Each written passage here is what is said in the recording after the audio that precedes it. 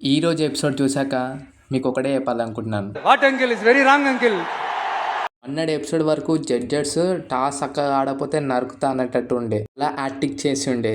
మళ్ళీ నిన్నటి ఎపిసోడ్ నుంచేమో ఏదేంది మీరు ఆడకపోతే మేము ఉన్నాం కదా, మేము మిమ్మల్ని మోటివేషన్ చేస్తాం అన్నట్టు మళ్ళీ యాక్టింగ్ చేస్తారు.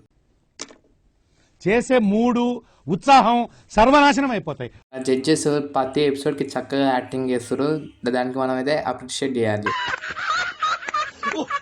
నిన్నటి ఎపిసోడ్లో శ్రేయాకి ఇచ్చిన హైప్ చూస్తే మాత్రం నాకైతే మైండ్ ఎగిరిపోయింది.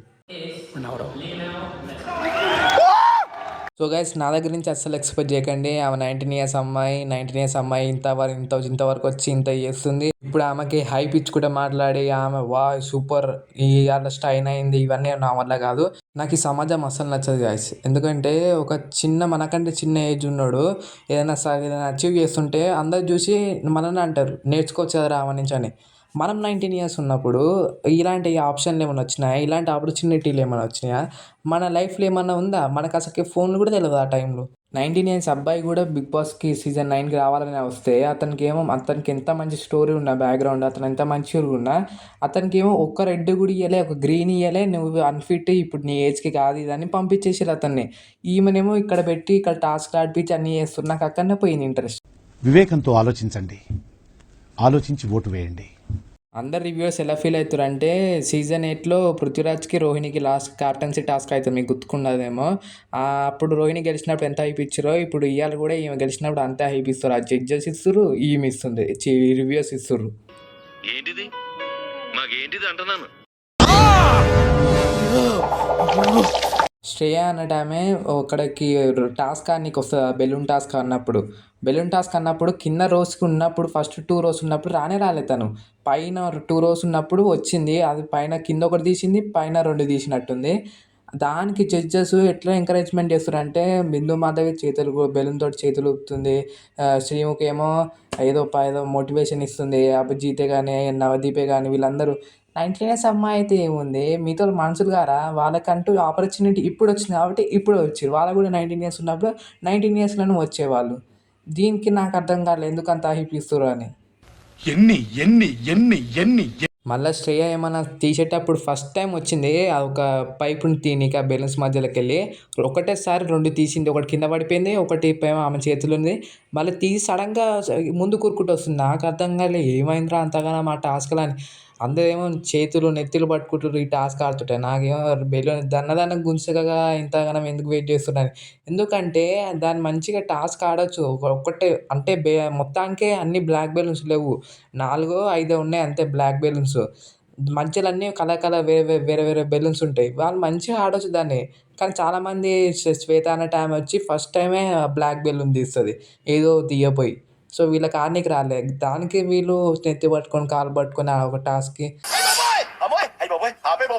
అక్కడికి లాస్ట్లో శ్రేయ టీం అయితే విన్ అవుతుంది. దాని తర్వాత శ్రీముఖి హైప్ క్రియేట్ చేసింది కదా ఆమెను ఎత్తుకొని, ఎందుకు ఎత్తుకుంటారో అర్థమవుతలేదు. 19 ఇయర్స్ ఉంటే క్రీటం పెట్టేటట్టు ఉన్నారు వీళ్ళందరూ ఏకం కలిసి. అందరు ఈ టాస్క్ని చూసి ఎలా ఫీల్ అయ్యారంటే, మీలో వాళ్ళు కోటేశ్వర్లో క్వశ్చన్లు అడుగుతాడు కదా నాగార్జున గారు, ఆ టాస్క్ నేను అది చూసేటప్పుడు కూడా ఇంతలా టెన్షన్ పడలే ₹1,00,00,000 క్వశ్చన్ అడిగినప్పుడు. కానీ వీళ్ళు మాత్రం ఆ బెలూన్ మధ్య ఆ పైప్ గుంజనీకి కింద మీద పడిపోయారు. ఎందుకంటే వీళ్ళకి స్టార్టింగ్ నుంచి అది కొత్త. కాకపోతే మరీ అంత కాదు గైస్, మరీ ఇంత ఓవరాక్షన్ అయితే పనికిరాదు. నాకు ఓవరాక్షన్ లెక్కన కనబడ్డది అంతా. ఈరోజు కూడా మాస్క్ మ్యాన్ ఒక విషయంలో చాలా బాగా అనిపిస్తాడు. మాస్క్ మ్యాన్ ఉన్నప్పుడు మాస్క్ మ్యాన్ అంటాడు, నేను కెప్టెన్, నేను లీడర్ అయితే నిన్నైతే నా టీంలో పెట్టుకోను, ముందుగానే చెప్పేసిండు అతనికైతే. నాగా కూడా నాకు ఇవ్వచ్చు కదా, నేనుంటే నిన్ను నా టీంలో పెట్టుకుంటుండే అని నాగా అన్నాడు.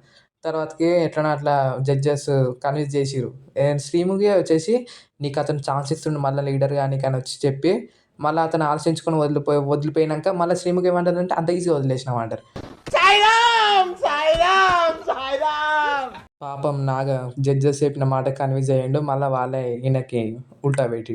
సో ఇలా ఉంటుంది ఇలా జడ్జెస్ది. వీళ్ళకి కన్విన్స్ చేస్తారు, వాళ్ళు కన్విన్స్ అయితే ఎందుకు కన్విన్స్ అయినాం అని అడుగుతారు. సో మొత్తం ఇన్ఫ్లుయెన్సర్స్ ఉన్నారు ఇక్కడైతే. సో గైస్, వీడియో వచ్చి మొత్తం ఎపిసోడ్లో ఇంతే మ్యాటర్ ఉంది, ఇంకెక్కువ ఏం డిస్కస్ చేసే పాయింట్స్ లేవు. అంత పెద్ద టాస్క్ కాదు, అంత మంచి టాస్క్ పెట్టలేదు, అంత మంచి కంటెస్టెంట్స్ కూడా లేరని చెప్పాలి. ఎందుకంటే ఇంతవరకు పోరాపోరి ఇట్లా మొత్తం చెమట ఊడ్చి ఆడిన టాస్కే లేదు ఇంతవరకు ఇలా. ఒక నామినేషన్స్ అన్నా పెడితే బాగుండు, ఇలాంటి నామినేషన్స్ అన్నా. ఆఖరికి నామినేషన్ టాస్కే రేపు ఉండబోతుంది. ప్రోమోలో ఉంటుంది చూడండి. రేపైతే కొన్ని ట్యాగ్స్ ఉన్నాయి అక్కడ, డమ్ము, ఫేకు, రియలు, ఇట్లా కొన్ని బ్యాచెస్ ఉన్నాయి. ఒక్కొక్కరు వచ్చి ఒక్కొక్కరికి అయితే ఇస్తుంటారు. సో అట్లా ఉంటుంది ఆ టాస్క్ అయితే. రేపటి ఎపిసోడ్ మంచిగా ఉంటుంది. ఎక్కువ ఆర్గ్యుమెంట్స్, కొట్లాటలు అయ్యే ఎపిసోడ్ రేపటిది.